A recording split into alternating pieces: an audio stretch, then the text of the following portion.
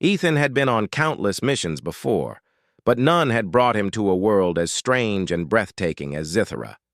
The air shimmered faintly with a golden hue, and the sky was a swirl of purple and orange clouds that drifted lazily over jagged floating cliffs. Strange plants with glowing leaves clung to the edges of the rocky terrain, and streams of crystal-clear water hung suspended in mid-air, defying gravity. To many soldiers, this would have been a place to admire, but for Ethan, it was a battlefield waiting to be understood. He moved carefully along the cliffside, his boots crunching softly against the crystalline ground. Every sense was alert. Reports had come in about unrest among local factions, and his unit had been sent to patrol the outskirts of the floating city. Despite the beauty around him, Ethan remained focused. He knew that appearances could be deceiving. This planet had secrets, and danger often hid behind its wonders. It was then that he heard the faintest sound, a small, terrified cry that cut through the wind. Ethan froze, listening carefully. The cry was human-like in emotion, but not human in tone. His instincts told him it was someone in trouble. Moving swiftly, he followed the sound toward a nearby cavern, nestled between two floating cliffs. The entrance shimmered as if the crystal walls were alive, and inside he could just make out the form of a small figure struggling among falling shards. As he drew closer, Ethan's heart tightened. The figure was a child, no older than 6, trapped beneath a fallen crystal beam. Her skin shimmered a soft lavender, and her large violet eyes were wide with fear. She had small wings tucked to her back, delicate and translucent, quivering as she tried to push the crystal off herself. This was no ordinary child. Ethan immediately recognized her as someone important, someone royal. The cavern trembled beneath his feet as more crystal shards began to shift and fall. Ethan's mind raced. Alien soldiers were nearby, but none were close enough to help. Hesitation would cost the child her life. Without a second thought, he sprinted forward, ducking under falling shards and using his strength to move the heavy crystal beam. Each second counted. Dust and glowing fragments fell around him, but Ethan focused on one thing: saving the child. Finally, with a powerful heave, he lifted the crystal just enough for her to wriggle free. She scrambled into his arms, shivering and gasping. "Thank you, human," she whispered, her voice trembling but full of relief. Ethan felt a warmth in his chest. It was rare to hear gratitude from an alien, especially a child of royal blood, and even rarer for it to be genuine. He didn't respond with words. Instead, he scanned the cavern and calculated their exit. The floor was unstable, and more shards threatened to collapse the path behind them. With the child secured, he began to climb, careful to maintain his balance. Every step was dangerous, but Ethan had trained for these impossible situations. The alien guards might have had strength, but he had agility, determination, and quick thinking, the tools that often made the difference between life and death. Outside the cavern, the floating cliffs stretched out like a giant maze. Ethan looked down and realized how high they were. One misstep would be fatal. He tightened his grip on the child, her small arms clinging to him instinctively. The sun, or whatever celestial body lit the sky, cast a soft golden glow across the cliffside, making the crystals sparkle like 1,000 diamonds. Ethan focused on the path, ignoring the beauty, though he could not help but notice it.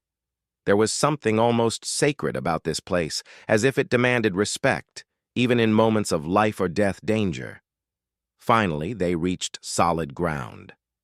Alien soldiers arrived moments later, their expressions a mixture of awe and disbelief. They had been watching Ethan, expecting failure. Humans were not renowned for strength or endurance among alien civilizations. Most assumed a human would falter in such a perilous environment. Yet here he stood, a small human carrying a royal child, unharmed and composed. Queen Arabella arrived soon after. her presence commanding the attention of everyone. She was taller than most aliens of her species, with regal bearing and eyes that glowed faintly in the dim light. When she saw Ethan holding her daughter, she froze for a moment, then approached cautiously. "You saved her," she said softly, almost as if testing whether it was real. Ethan nodded, handing Lyra over carefully. Lyra clung to her mother but turned her head to give Ethan one last look. Her eyes shone with trust and admiration. "He is brave," she whispered to her mother. Aravella's eyes narrowed slightly, then softened. She had seen many warriors in her lifetime, but something about this human made her pause. Humans were known for their audacity, but bravery that combined intelligence, speed, and selflessness was rare. She had just witnessed a perfect example. "Ethan," the Queen addressed him directly, her voice steady and powerful. "Your courage has earned my gratitude. You have saved my child's life. For this, I offer you a reward." She held out a small golden amulet, its surface engraved with delicate patterns that seemed to glow from within. This amulet holds protective energy. While wearing it, no harm may come to you in moments of greatest danger. Consider it a token of my trust and gratitude. Ethan accepted the amulet, feeling its warmth radiate through his fingers. He had received medals and commendations in the human military, but nothing compared to the honor of being recognized by an alien queen. This amulet was not just a piece of jewelry. It was a symbol of respect and friendship across species, a rare and precious gift. The Queen smiled faintly, a gesture she rarely displayed openly. "Your actions have proven something important," she said. "Even a human, small and seemingly fragile, can achieve what many stronger beings cannot. Courage, intelligence, and heart are your greatest weapons." The alien soldiers who had doubted him now bowed slightly in acknowledgement. Ethan's heart swelled with pride. He had always believed in the potential of humans, but to see it recognized on a distant world was exhilarating. It was a moment that would remain with him forever. Days passed, and Ethan began to learn more about Zithara and its people. Lyra would often run to him whenever she saw him, asking him to tell stories of Earth and humans. Ethan was patient with her, realizing that small gestures of kindness could build bonds as strong as any battle strategy. The Queen, observing their interactions, nodded to herself quietly. Trust had been formed, and bonds forged in courage were stronger than any alliance made through politics alone. However, not all was peaceful. Rumors of factions plotting against the Queen reached Ethan's ears. Some of these groups sought to capture Lyra, believing that controlling her would destabilize the throne. Ethan understood that his mission was far from over. The amulet, while protective, could not prevent the cunning of others from attempting harm.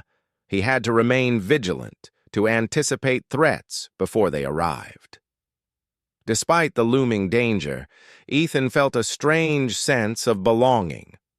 On this alien world, where humans were often underestimated, he had proven that his species could match and sometimes surpass the abilities of the strongest aliens.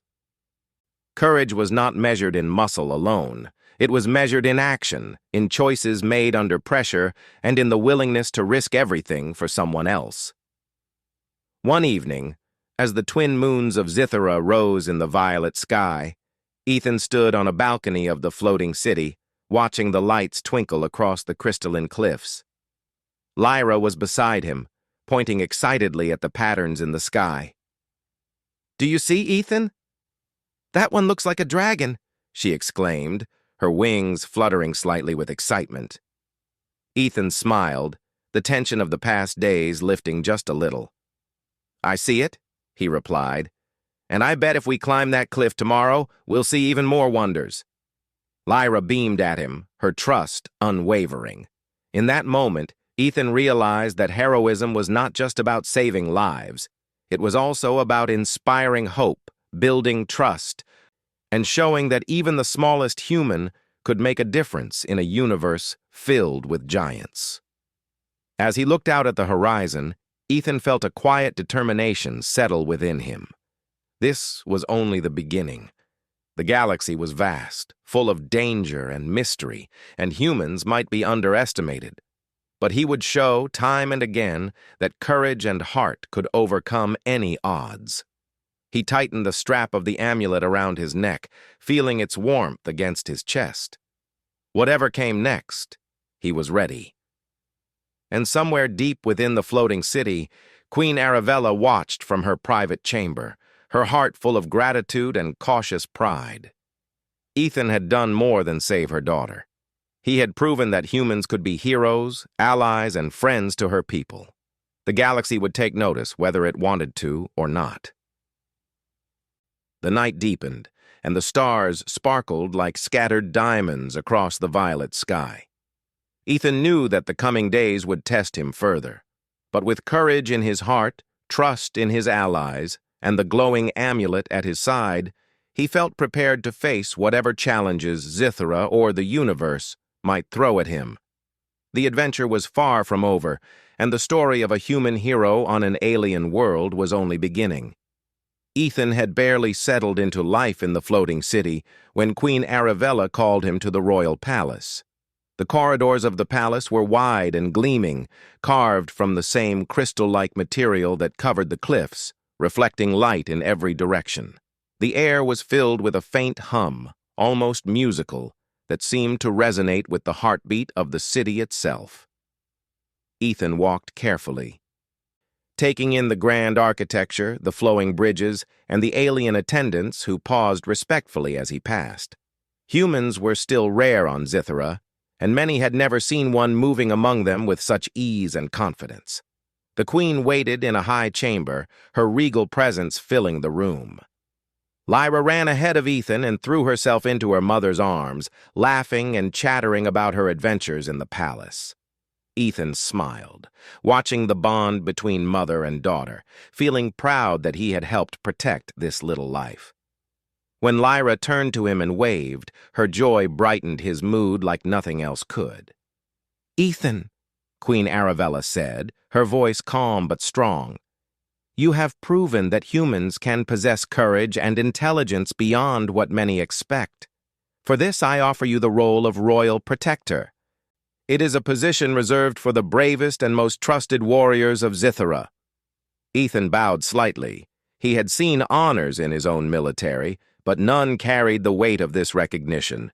To serve as a protector for an alien queen, to have the trust of a civilization, was something that went far beyond medals or commendations.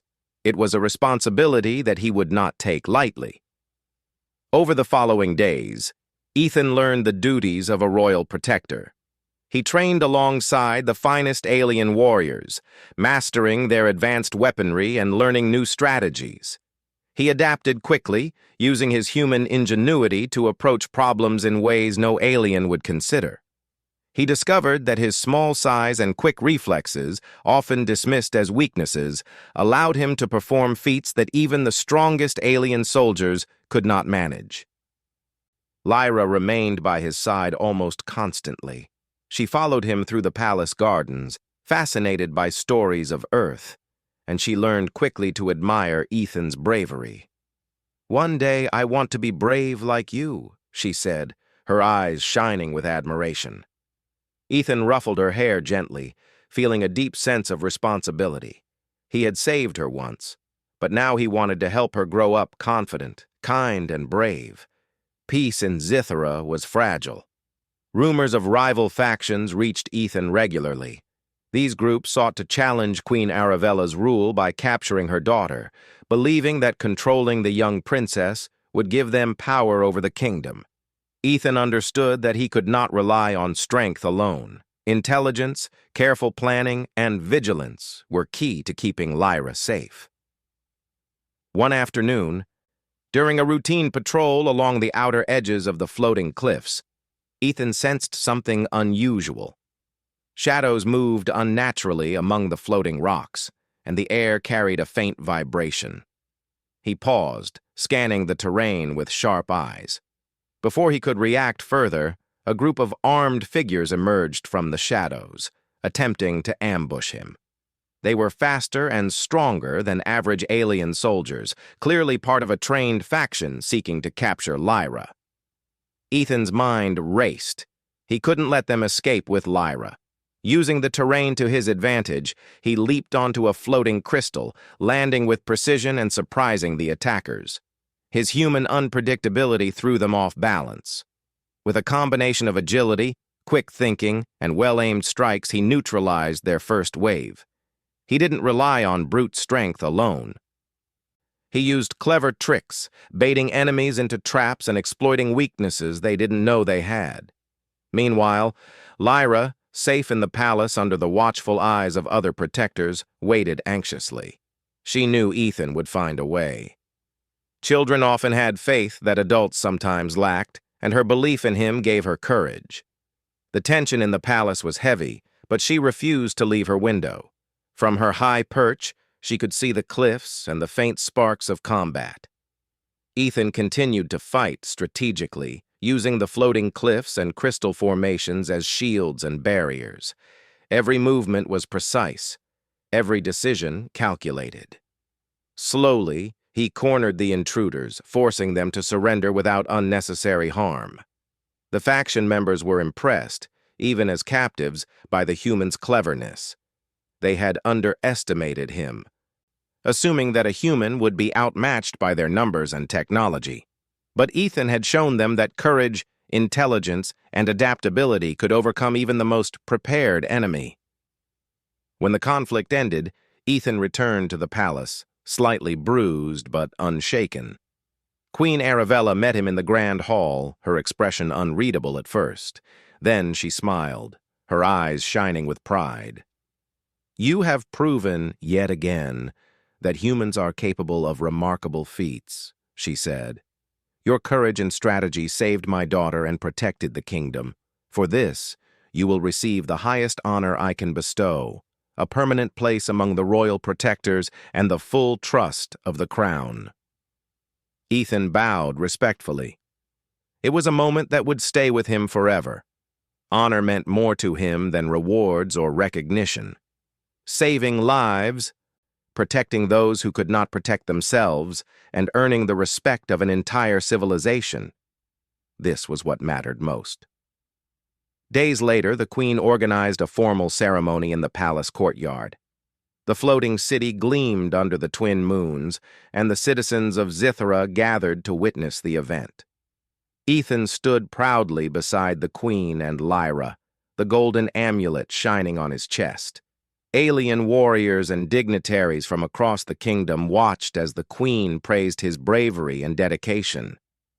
"Today," Queen Arabella proclaimed, "we honor a human warrior who has shown courage, wisdom, and heart beyond measure. Ethan's actions remind us that strength is not measured by size or species, but by the willingness to act for the good of others." Applause and cheers echoed across the city. Ethan felt a deep warmth in his chest. He had never expected to receive such acknowledgement on an alien world, and yet here it was, a moment that proved humans could stand alongside the greatest warriors of the galaxy. After the ceremony, Lyra ran to him, her small hands clasping his. "Thank you for saving me," she said earnestly. "I want to be brave like you one day." Ethan knelt to meet her eyes. "And you will be," he replied gently. "You already have the heart of a hero." As peace settled over the floating city, Ethan continued to serve as a royal protector. He trained other soldiers, shared his knowledge of Earth's strategies, and helped strengthen the bonds between humans and Zitherans. His presence inspired others, showing that collaboration between species could achieve what no one could do alone. Yet, the universe is never truly without challenges. Ethan knew that rival factions would continue to test the Queen's rule. But he was ready. With courage in his heart, the protective amulet on his chest, and the trust of a little girl who saw him as a hero, he felt prepared to face anything. The lessons he had learned, the bonds he had formed, and the trust he had earned were his greatest strengths. Time passed, and Ethan became a legend on Zithera. Children told stories of the human warrior who had saved their princess, and even seasoned alien warriors spoke of his cleverness and bravery with respect. Yet for Ethan, the greatest reward was not recognition. It was seeing Lyra safe, happy, and growing up confident. His actions had sparked hope, unity, and a reminder that even a single human could make a profound difference in a galaxy full of giants. One evening, as the twin moons of Zithera rose again in the sky, Ethan stood on a balcony overlooking the floating city. Lyra was beside him, pointing to the stars and laughing as she imagined adventures among them. The city below glimmered with the light of countless homes and streets, peaceful now because one human had dared to act when it mattered most. Ethan felt a deep sense of fulfillment. He had come to Zithera as a soldier, uncertain and cautious, but he had proven that courage, intelligence, and heart were the true measures of strength. And in that moment, he understood something essential. Heroism was not about glory, medals, or recognition. It was about making a difference, protecting those in need, and inspiring others to believe in themselves. Queen Arabella watched from afar, her heart full of gratitude. Ethan had done more than save her daughter. He had shown her people that humans could be allies, heroes, and friends. In a universe where strength often overshadowed wisdom, courage often outweighed raw power. And with Ethan among them, Zithera was safer, stronger, and filled with hope for the future. The night deepened, stars sparkling like diamonds across the violet sky. Ethan knew challenges would continue to come, but he also knew that bravery, trust, and cleverness could overcome any obstacle. With Lyra at his side and the Queen's trust in his heart, he was ready for whatever the galaxy might throw at him. And in the quiet beauty of Zithera, the story of a human hero had only begun, a story that would inspire generations to come.